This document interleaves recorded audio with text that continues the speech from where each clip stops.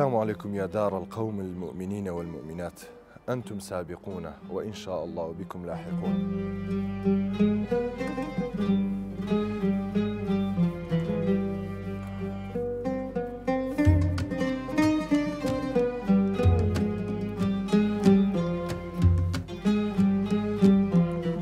سڵاوی خۆی گەورەتان لێبێ. ئەزیزانم، ئێمە لە ژیانماندا تووشی کۆمەڵێک ناخۆشی دەبین. بە تایبەت ناخۆشی و تاقیکردنەوەی لە دەستدانی ئەزیزان و خۆشەویستانمان. بۆ ئێمە پێویستمانە کەوا سەبر و ئارامگریمان هەبێت. پێویستە وەکو چیایەکان بەهێز بین. خی گەورە بە هەموو شێوەیەک مرۆڤەکان تاقی دەکاتەوە.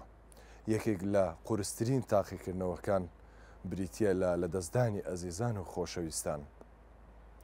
چیرۆکی پیاوێکتان بۆ دەجێڕمەوە. پیاوێک هەبوو هاوسەرگیری کرد. دوای ماوەیەک خێزانەکەی دوو گیان بوو. خی گەورە کوڕێکی پێبەخشین. ئەو منداڵی تەمەنی نەگەشت بە 2 ساڵ وەفاتی کرد. ئەو پیاوە بەڕێزە بە دەستەکانی خۆی ئەو منداڵی ناشت. دوای چەند ساڵێک خی گەورە دووبارە خێزانەکەی دوو گیان کردەوە. کوڕێکی تریان بوو. ئەو منداڵی تەمەنی ساڵێکی تاو نەکرد بوو دووبارە وەفاتی کردەوە. دووەم کوڕیشی هەر بە دەستەکانی خۆی ناشت. ئەوە ئێستا و کابرایە ئەو پیاوە بەڕێزە دوو کوڕی وەفاتی کردووە و هەردووچیانی بە دەستەکانی خۆی ناشتووە. لە دوای ئەوە خی گەورە 4 کچی پێبەخشی. ئیتر کە 4 کچی پێبەخشی و گەورەیانی کرد و دڵی پێیان خۆش بوو. کچی یەکەمی هاوسەرگیری کرد. کە هاوسەرگیری کرد زۆر دڵی پێخۆش بوو کە یەکێک لە کچە گەورەکانی چۆتە سەر ڕێگا و ماڵ و حاڵی خۆی. تەمەنی هێشتان لە 20ەکان بوو وەفاتی کرد. منداڵی سێمیشی بە دەستەکانی خۆی ناشت. ئێستا کە 2 کوڕ وە کچێکی وەفاتی کردووە. خی گەورە بە 3 ناخۆشی تاقی کردەوە. ئەویشی بەدەستی خۆی ناشت. دواتر کچی سێمی گەورە بوو، تەمەنی بوو بە 27 ساڵ. نەخۆش کەوت. دوای ماوەیەک نەخۆشی ئەویش وەفاتی کرد. ئەویشی بە دەستەکانی خۆی ناشت. ئەوە بووە 2 کوڕ و 2 کچ کە ئەو پیاوە بەڕێزە بە دەستەکانی خۆی ناشتی. خی گەورە بە 2 کوڕ و بە 2 کچ تاقی کردەوە. دواتر کچی سێمیشی بە هەمان شێوە وەفاتی کرد. ئێستا کە بووە چەند؟ بووە 3 کچ و 2 کوڕ. لە دوای ئەوە کچەی 4ەمی کەماوەتەوە کۆتا دانەی. شووی کرد، منداڵی بوو، کوڕێکی بوو. بۆ یەکەم جار لە دوای ئەو هەموو ناخۆشیە نەوەیەکی بوو، نەوەیەکی کوڕیان لەدایک بوو.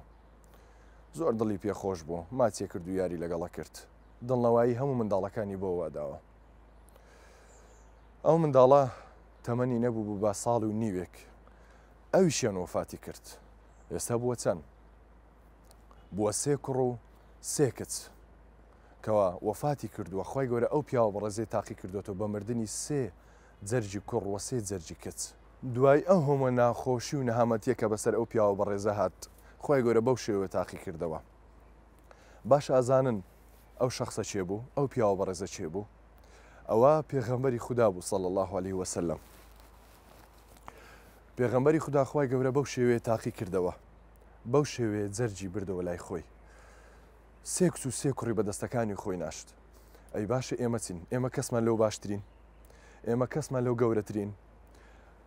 ئەو گەورەی هەموو پێغەمبەرانە، بەڕێزترین ئینسانە لەسەر ڕووی زەوی، یەکەم کەسە کەوا دەچێتە بەهەشت. چێ لەو باشترە؟ چێ لەو خۆشویسترە لە لای خی گەورە کە بەو شێوێ تاقی دەکاتەوە؟ بێگومان دڵنیا بە کە خی گەورە تاقی دەکاتەوە بزانە زۆر خۆشەویستی. دڵنیا بە کە خی گەورە بەو شێوێ تاقی دەکاتەوە هاوشێوەی ڕەسوول الله صلی الله عليه وسلم خۆشەوەی. بۆیە دڵنیا بن کەسمان لەو باشترین کەوا شایانی تاقیکردنەوە نەبین. هەر تاقیکردنەوەیەک، هەر ناخۆشیێکەوە بەسەرت دێ لەو ژیانە، دڵنیا بە خی گەورە ئەی کاتە سەبەبی ئەوەی کەوا گوناحەکانت پێکەم بێتەوە لە ڕۆژی قیامەت پاک دەکاتەوە. ئەزیزان، ئیمامی ئەحمەدە فەرموویە لە ڕۆژی قیامەت کۆمەڵە کەسانێک دێن کە لە دنیادا ئاسایی ژیاون، خێر و چاکێکی وا گەورەیان نەکردووە، تەنانەت تاوانیشیان کردو، گوناهباریش بوونە لە زۆر شتا، بەڵام لە ڕۆژی قیامەت کە دێنە سەر تەرازوو و گوناهەکانیان هەموو لێ پاک بۆتەوە. ئەپرسن خوای جان ئێمە زۆر گوناه و تاوانمان کردو ئێستاکە هیچ نابینین.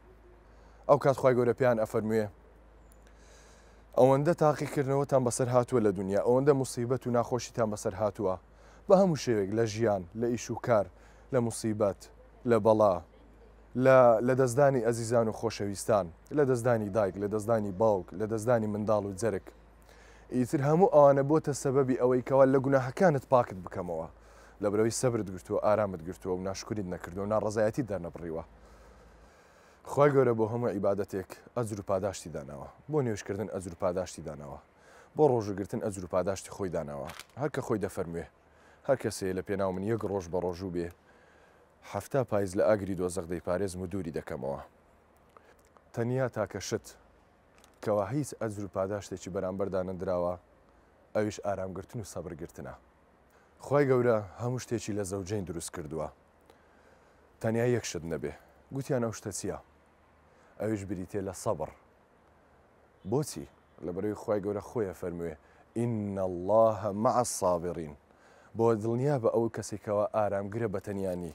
خی گەورە خۆی فەرمیێتی من لەگەڵتم ئین الله مع الصابرین، لەوە دڵنیا بە کە تۆ کەسێکی ئارامگری لەسەر بەڵاو موسیبەت و ناخۆشی، لەسەر لە دەستدانی ئەزیزان و خۆشەویستانت، ئیتر دایکتە، باوکە، خێزانە، برایە، خوشکە، یان هەر کەسێک و دۆستێک و ئەزیزێکتە، خی گەورە خۆی لەگەڵتە. بۆیە ڕەشەبا هەرچەند بەهێز بێ، بەڵام تەنیا دەتوانێت لمەکان بگوازێتەوە جوولایان پێ بکە. شاخەکان هەر لە شوێنی خۆیان بەهێزن. بۆیە پێویستی ئێمە لە ژیانی دنیاماندا بەرامبەر موسیبەت و تاقیکردنەوەکان وەکو شاخەکان بەهێز بین. هیچ شتێک کاریگەری لەسەر ئێمە نەبێ، لەبەرەوەی هەمووی قەدەری خی گەورە و تاقیکردنەوەی خی گەورەیە بۆ ئێمە. بۆی ئەزیزان پێویستی ئێمە بەهێز بین بۆ ئەوەی لە ڕۆژی دوای ئەو پاداشتە وەرگین کەوا سەبر و ئاراممان لەسەر گرتووە لەسەر تاقیکردنەوە ناخۆشەکانی دنیا.